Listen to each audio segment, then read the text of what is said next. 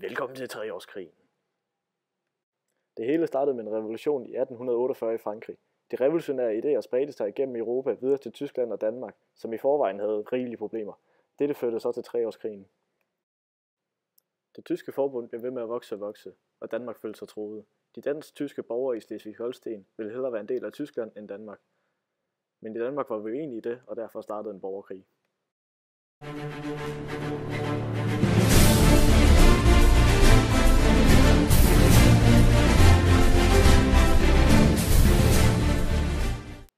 Marts 1848. Nu starter krigen. Den 9. april i 1849 drev den danske hær den slesvig-holstenske styrke på flugt. Efter slaget den 9. april begyndte det tyske forbund at støtte de oprørske slesvig-holstenske styrker, da de kunne se, at de ikke klarede sig godt uden dem. Den danske hær var nu nødt til at trække sig tilbage til Als. Imens besatte Preussen store dele af Jylland. Slaget ved Dybbøl fandt sted den 5. juni i 1848. Danmarks hær havde 11.000 mænd, hvor den slesvig-holstenske hær kun havde 6.000.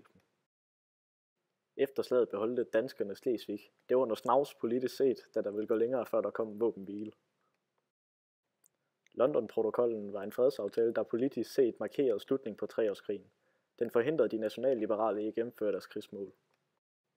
Efter krigens afslutning mistede Danmark 2/3 af deres befolkning og en stor del af landet. Her ser vi grænsen før Treårskrigen, og her kommer grænsen efter Treårskrigen.